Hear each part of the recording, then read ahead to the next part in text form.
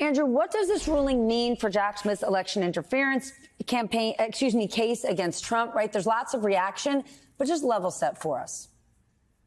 Sure. Well, small picture. I mean, the big picture, by the way, is the decision in terms of what it means for the presidency and checks and balances. I mean, this could not be a worse decision in terms of our country.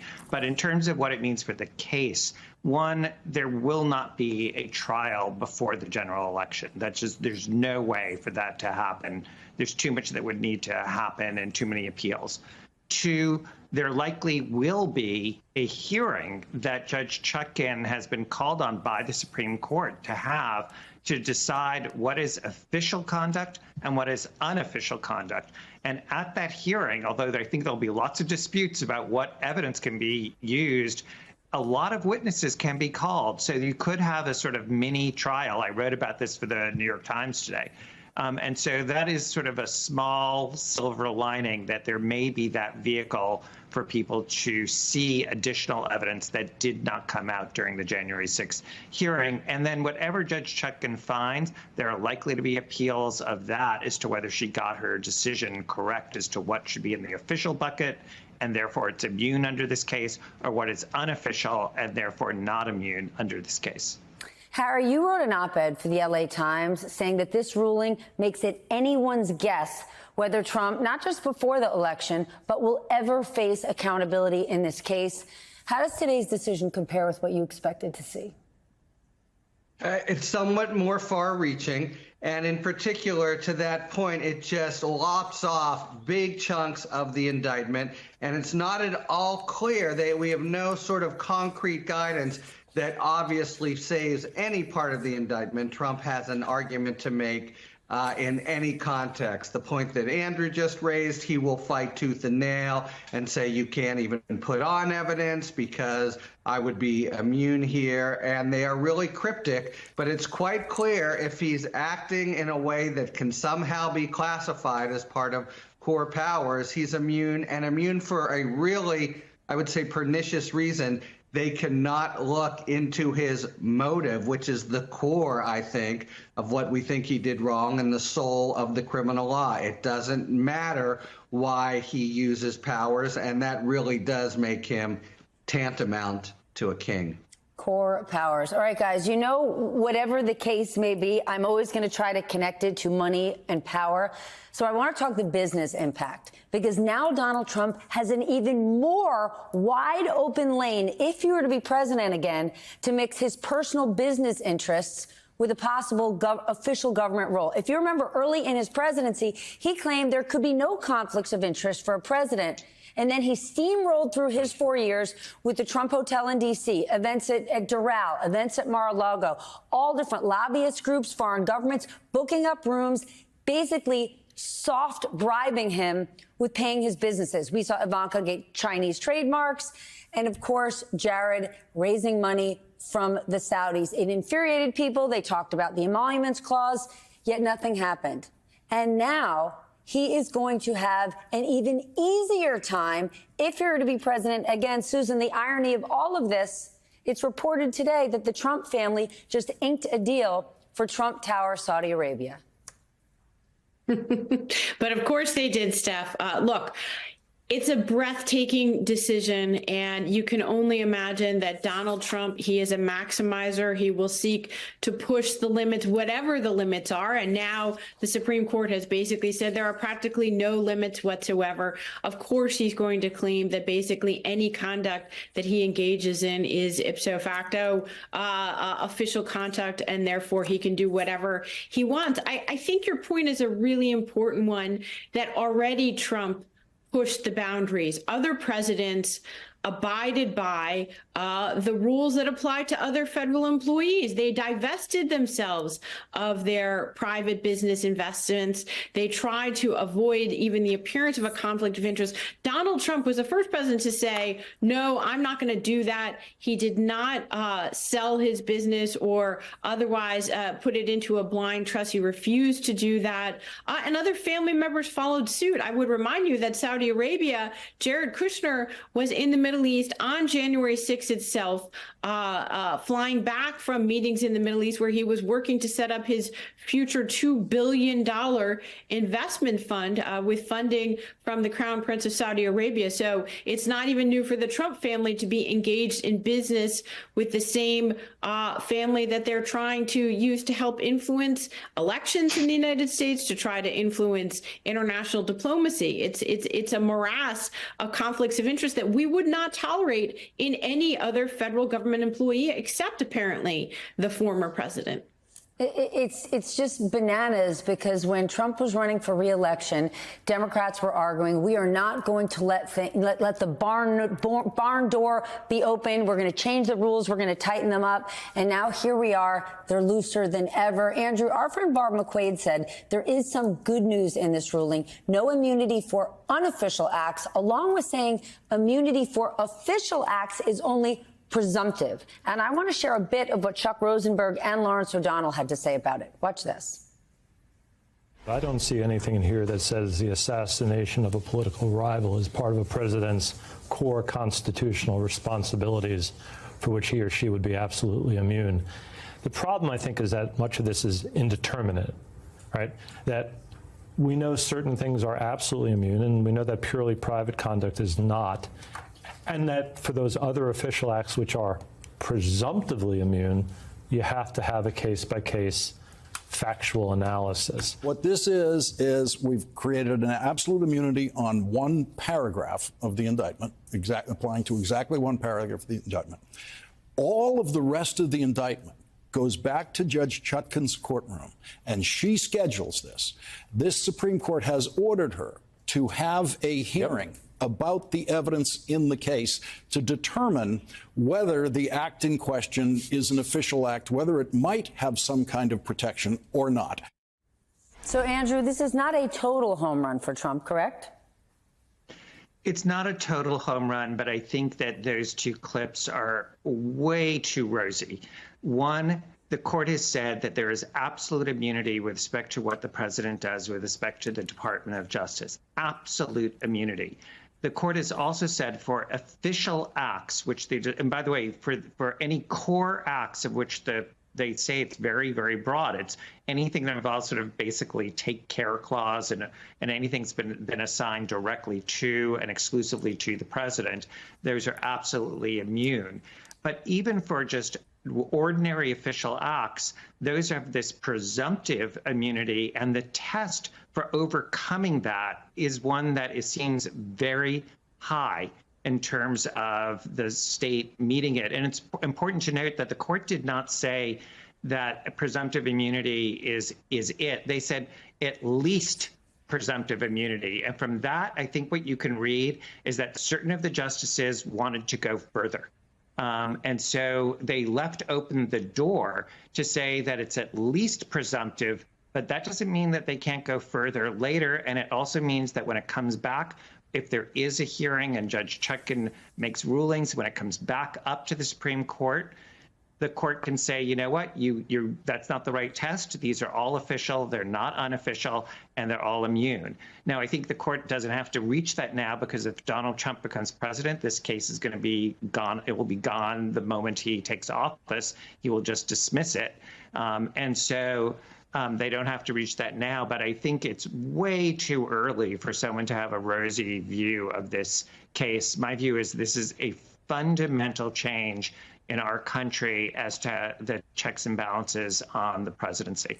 Well, Trump certainly has a rosy view. His immediate fundraising email was titled Total Immunity.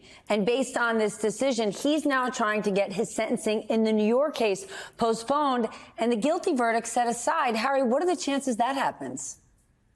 Well, look, most of the conduct there is pre-presidency, but some of it was after. And can you conceptualize it? That's always the issue. He's signing checks to pay back someone who advanced money for hush money to a mistress.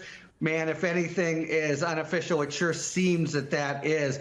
But I do want to agree with Andrew that I think Chuck and maybe Lawrence are being a little rosy here, because this presumption only applies at a second level. At the higher level of quote unquote official actions, if you're within Article 2 powers, you are out of luck, period. So when he is using Navy SEAL 6, he's a commander in chief. When he's doing Saudi Arabia deals, he's doing foreign policy. If he can place it in that category of Article 2, game over, period.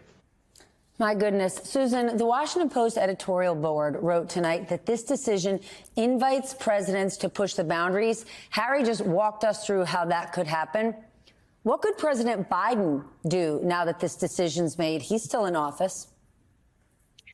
Well, you know, everybody's got a hypothetical because we're in a totally brave new world in terms of scenarios. So everything is hypothetical. But President Biden did come out tonight, this evening, and I think it's, you know, he tried to make it clear that he would continue to abide by what he sees as the rule of law. And I think that his point about this decision was that it would empower bad actors like the former president, Donald Trump. And, you know, so I don't think in the White House, as much as they might be tempted to right now, they're probably not sitting around drawing up scenarios for using SEAL Team 6 against Donald Trump. That would be my strong presumption at this moment in time. But, you know, we really are in the realm of the unthinkable, aren't we?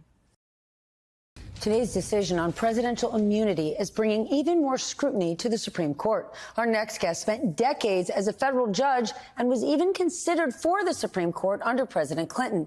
But this year, he retired from the D.C. Circuit Court of Appeals, in part because of his frustrations with the current Supreme Court. He says the court, quote, seemed to hold in the low regard the principles to which he dedicated his life, and that it had turned into something he could barely recognize.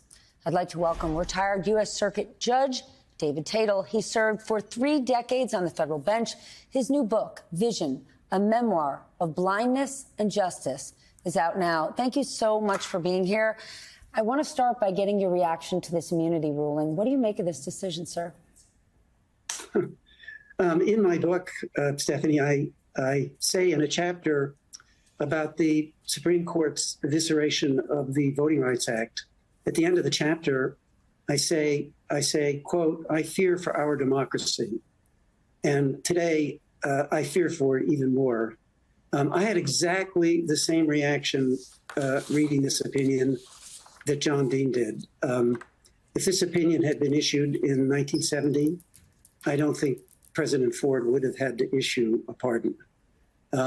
It's not exactly clear what the parameters or limitations of this decision is, but to me, the one thing that is clear is that I think it's quite unlikely that any future former presidents could be held responsible for criminal acts committed during their presidency. I think it's just unlikely. House Democrats have vowed to get aggressive on the Supreme Court after this decision. They have very few levers to do so. Congresswoman Alexandria Ocasio-Cortez says she intends to file articles of impeachment against at least one justice. We don't know what justice that is. What do you think a solution could and should be? I think it's a long-term solution. I think it depends on elections and how they turn out. And I think it depends on the court itself. I don't think there are any shortcuts to this problem. In your book, impeachment certainly isn't one of them. Yeah. Hold on, you say impeachment isn't one of them. No, I don't have any doubt that under the Constitution, impeachment is reserved for high crimes and misdemeanors and not judicial decisions. To impeach a judge because of a decision, I think, would be a terrible development. We know that the American people has possibly the lowest opinion of the Supreme Court than they have had in modern history. Right. Do you think the court cares? None of them have to run for election. They're at no risk of getting fired. Are they just brushing this off? Well, having been in one of those positions for 30 years in a lifetime appointment, I, to be honest, didn't think much about what the public thought either. I worked really hard to function as a judge. To me, here's what I think the problem is. I think the public respects courts and has a high respect for courts when courts function as courts and are perceived as non-political. And I suspect that there's a direct relationship between the decline in the public's support for the court and the public's view that the court is increasingly political. Just look what happened in 2016. Donald Trump said that he was going to overrule Roe v. Wade and rein in the federal administrative state. He gave us a list of judges who he said he would appoint, who would do that. He won the election. He appointed them, and they overruled Roe. And in a series of decisions last week and today, they effectively reigned in the administrative state, all on 6-3 decisions with the Republicans in the majority. You could forgive the public for thinking that this is a political, not a legal institution. And I think that's why its polling has dropped. In your book, you talk about Chevron, calling it an important principle of judicial restraint. And then, of course, last week, the Supreme Court overturned that landmark decision. What was your reaction to this? I dealt with Chevron on the D.C. Circuit for 30 years, hundreds of cases. Chevron was a very effective way of balancing the need for federal agencies with their expertise to fulfill their mission of protecting human health and safety, to balance that against the responsibility of the courts to rein in the federal agencies when they exceeded their authority. And it's one of the reasons why I think agencies from the EPA to the FCC to the FDA, all of them have been so effective over the years in fulfilling their missions. It's because they've been free to exercise their expertise on their complex problems, yet the courts have kept them within their jurisdiction. This court, which ruled under Chevron for 50 years, applied Chevron, suddenly decided last week that it was no longer lawful. And I think the consequences of that are to shift all this power that used to be in the agencies, all this expertise will now have to be exercised by the federal courts. And the federal judges will be making decisions that they're simply not qualified to make. But the one thing it will do, for sure, is it's a massive shift of authority from the executive branch and the Congress to the federal courts. Hey there, MSNBC fans. I'm Luke Russert, and be sure to join me, Rachel Maddow, Jen Psaki, Lawrence O'Donnell, Steve Kornacki, Joy Reid, and many more September 7th in Brooklyn, MSNBC Live Democracy 2024. Click on the link for ticket information. We will see you there.